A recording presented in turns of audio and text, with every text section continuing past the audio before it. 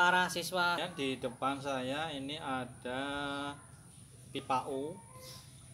Pipa U ini ada airnya, dan ini airnya akan saya ambil pakai pipet ya.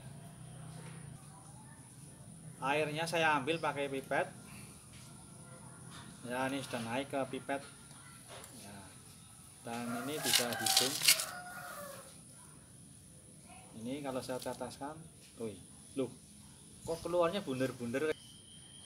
Nah, ini airnya keluar dari pipet kayak bola ya. Nah, itu tuh, bola kayak bola keluar satu-satu. Kok bisa seperti ini ya, kayak bola ya. Berikutnya para siswa kita lihat yang ada di ini apa? Daun ya. Daun ini daun lumbu. Kalau bahasa Indonesianya daun talas. Nah, ini ada pipet yang tadi yang ada airnya, tapi itu udah berkurang. Saya ngambil lagi airnya dari sini. Ya, ini banyak. Akan saya teteskan di daun lumbu. Kita lihat ini tetesannya.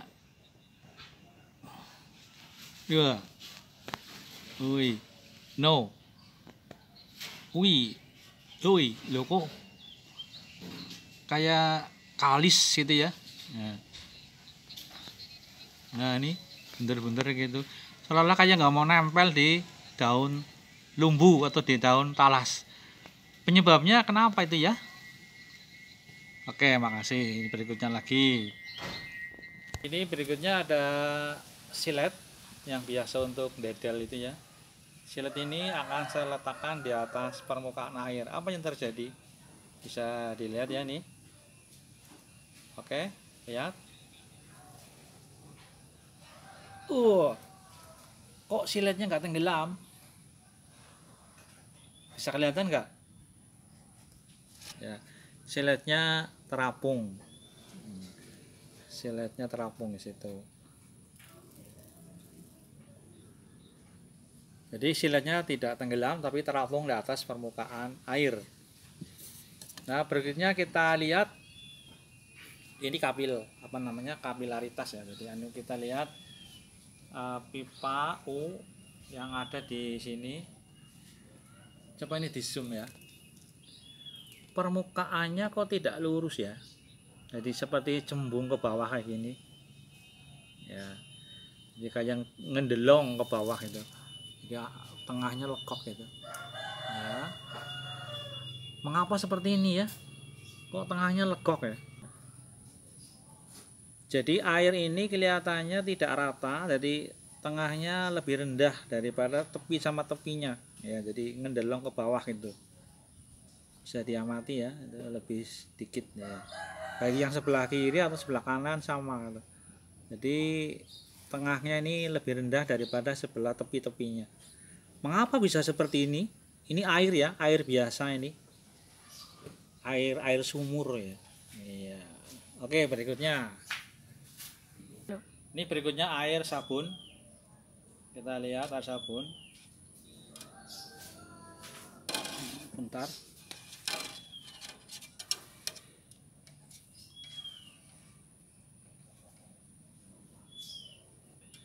Iya, ya ini air sabun. Kelihatan ya, air sabun. Ya. Ini bisa menahan beban ya di bawah sedikit ya. Tapi ini tadi agak miring sedikit ya. Ya. Mengapa bisa seperti ini? Ya. Oke, makasih.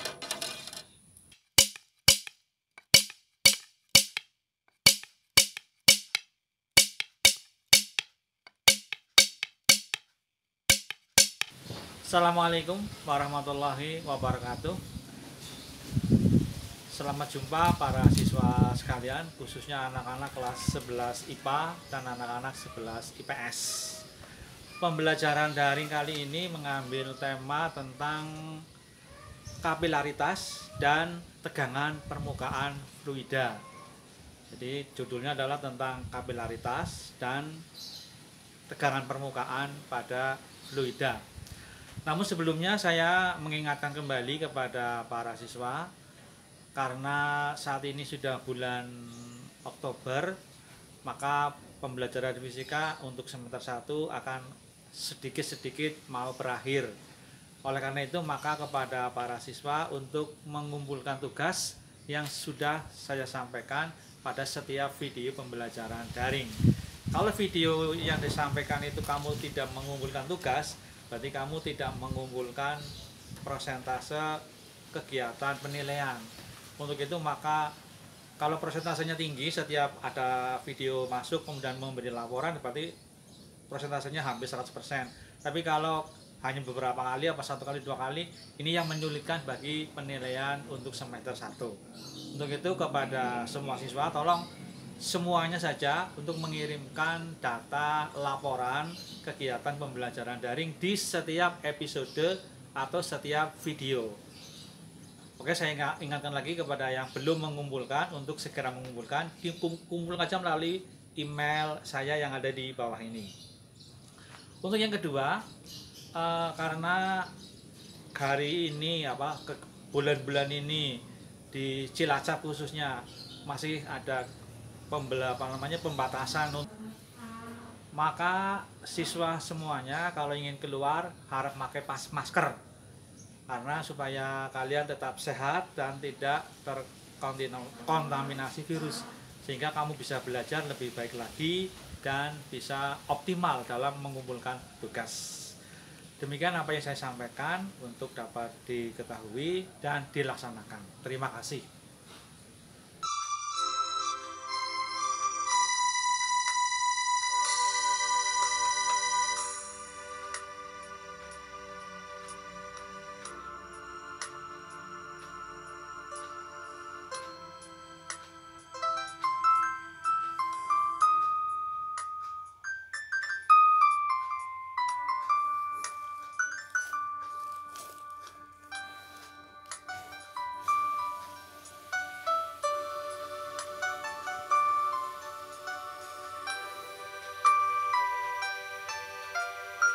Para siswa sekalian, kita masuk ke sub 1, yaitu tentang fenomena alam yang tadi sudah dilihat di video sebelumnya. Bahwasanya kita melihat bahwa gambar yang pertama itu adalah silet ya. Silet yang terapung di permukaan air. Mengapa silet bisa terapung di permukaan air? Karena air memiliki tegangan muka. Jadi selama tegangan muka itu masih bisa ditahan oleh silet, maka silet ini tidak akan tenggelam. Tapi kalau ini putus, ya otomatis tenggelam siletnya. Yang kedua, kita lihat dari pipet ya. Pipet yang keluar, ternyata pipetnya kecil, ini lubangnya, tapi airnya bisa keluar lebih besar.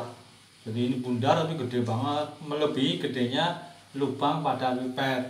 Nah, mengapa? Karena pada saat pipet ini dipencet, itu pipet melewati lubang yang kecil, kemudian ini melentur. Nah, melentur pas keluar ini langsung memuai gitu, sehingga airnya seperti bola lebih besar.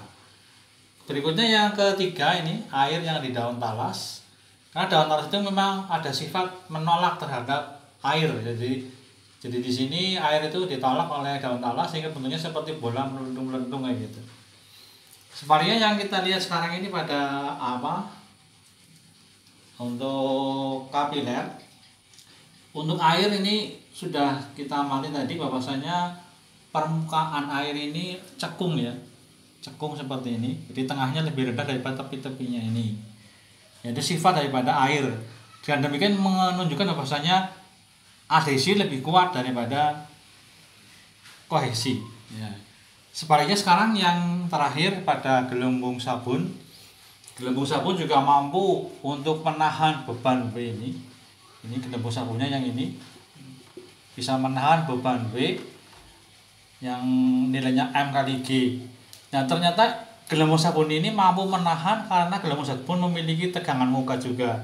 Nah, di sini tegangan mukanya malah double kanan dan kiri. Jadi kalau ini ada benda ya, ini ada dua gelembung ya. Nah, ini gelembung depan, ini gelembung belakang jadi satu. Jadi ini lebih kuat daripada kalau air hanya satu. Itulah untuk beberapa fenomena alam yang tadi dipelajari atau dilihat di video sebelumnya dan akan dipelajari pada sub berikutnya tentang kapilaritas dan tegangan permukaan pada fluida. Terima kasih.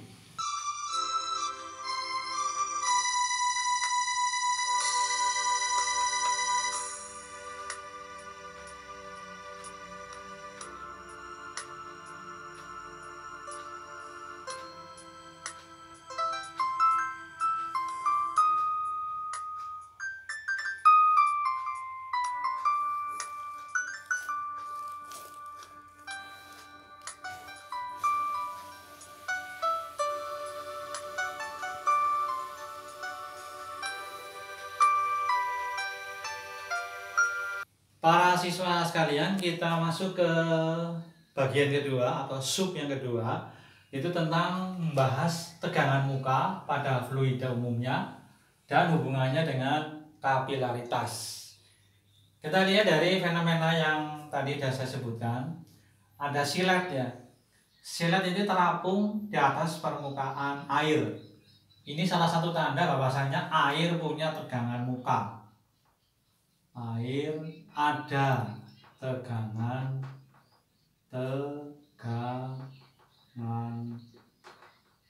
muka. Ya. Berikutnya lagi yang ini, air sabun ini bisa bisa ditahan oleh kawat ya, sing beratnya W. Air sabun juga mempunyai tegangan muka. Air sabun. Sabun ini ada tegangan muka. Ya. Jadi permukaan ini bisa ditempeli silet, bisa untuk bertelur nyamuk dan lain-lain. Berarti air ini mempunyai tegangan muka atau tegangan permukaan fluida. Demikian juga pada air sabun juga seperti itu. Nah, tegangan muka yang seperti apa lambangnya? Nah, tegangan muka tuh lambangnya tegangan muka. Lambangnya tuh kayak gini. Ya, pakai gamma ya. Nah, tegangan muka ini dirumuskan seperti pada air sabun ini. Bahwasanya gamma sini ya.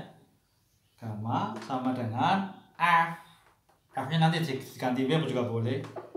W ya, W dibagi L. Tapi kalau khusus air sabun, ini khusus air sabun. Khusus air sabun. Ini selaputnya 2. Ini selaput ada 2. Jadi sebelah sini ada, sebelah sana ada, jadi 2. Sehingga nanti gamanya menjadi W dibagi 2L. Tapi kalau yang bukan air sabun, cukup yang arah sini, W dibagi L. Nah, di sini W ini sama dengan F. Jadi W itu sama dengan F, gaya berat ya. Jadi nanti bisa diganti tegangan permukaan sama dengan F dibagi L. Khusus untuk air sabun. Nah, untuk air sabun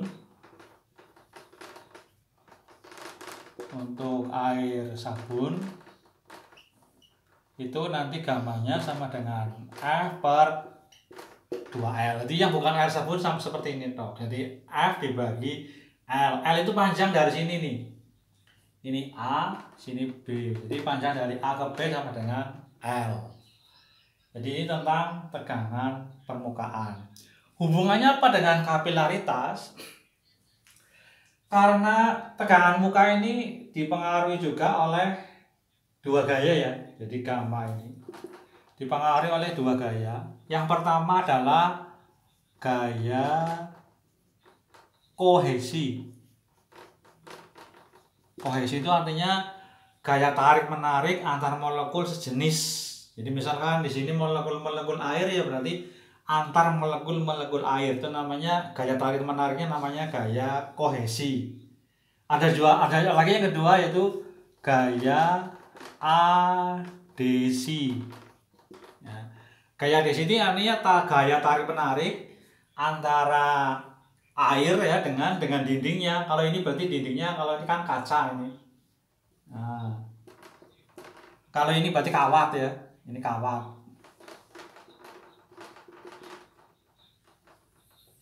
Ya. Jadi antara kawat dengan apa namanya, dengan air sabun itu namanya gaya adhesi, karena berbeda muatan, berbeda jenisnya. Nah, ada gaya yang kuat kohesinya, ada gaya yang kuat adhesinya, ada yang gaya yang kuat kohesinya. Jadi ada yang gaya tarik menarik molekul sejenisnya kuat dan gaya tarik menarik antar molekul tak sejenis lemah. Ada juga yang gaya yang tak sejenis itu kuat, gaya adhesinya kuat, tapi gaya yang sejenisnya lemah. Jadi ada yang gaya kohesinya kuat, ada yang adhesinya lemah. Ada yang adhesinya kuat, kohesinya lemah. Tapi ada yang dua-duanya kuat. Ya, tapi kebanyakan ini jarang terjadi. Biasanya kalau tidak kuat di kohesi, ya yang kuatnya di adhesi. Kalau di kohesinya kuat, berarti itu cara apa namanya, gaya antar molekulnya kuat ya. Tapi kalau di air ini kategorinya lemah. Ya, jadi nggak begitu kuat. Ini terbukti dari gambar yang pada apa namanya tadi, pipa U ya, ini ya. Itu permukaan atasnya ini melengkung ke bawah. Nah, ini tanda bahwasanya sebetulnya ini enggak terlalu kuat gaya kohesinya, tapi adhesinya juga ada karena dia nempel di kaca ini. Jadi ini permukaan fluidanya namanya meniskus. Meniskus. Kalau ini namanya meniskus cembung ya. Oh, cekung. Kalau cembungnya cembung ke bawah, kalau cekungnya cekung ke atas. Tapi kalau dilihat dari bentuk ini, berarti bentuk ini adalah bentuk yang cekung. Meniskus cekung. Ya. Tapi nanti juga ada zat fluida yang apa namanya ini bentuk permukaannya justru malah ke atas begini. Ya, ini namanya cembung ya. Ini namanya meniskus cembung. Kalau yang cekung seperti ini biasanya di air. Yang tadi kita lihat di apa namanya, di paku. Kalau yang ini biasanya di air raksa. Air raksa ini cembung ke atas.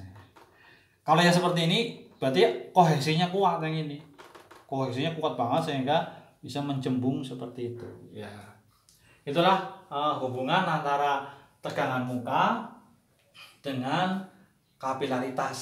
Jadi ada yang kalau zat dimasukkan ke kapilaritas, zat fluida itu ada yang permukaannya cekung seperti ini, ada yang cembung. Tapi yang datar di sini ada juga, tapi belum tampak untuk air.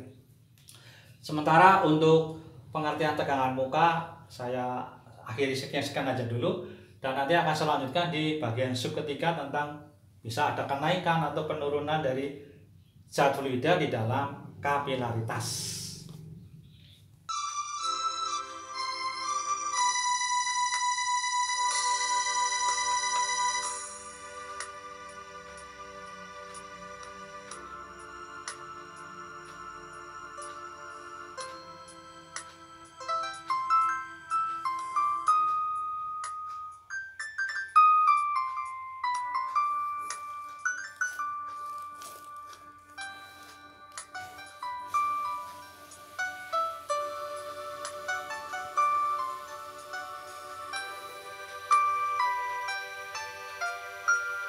Para siswa sekalian, kita masuk sub yang ketiga, yaitu tentang permasalahan naik atau turunnya fluida dalam kapilaritas.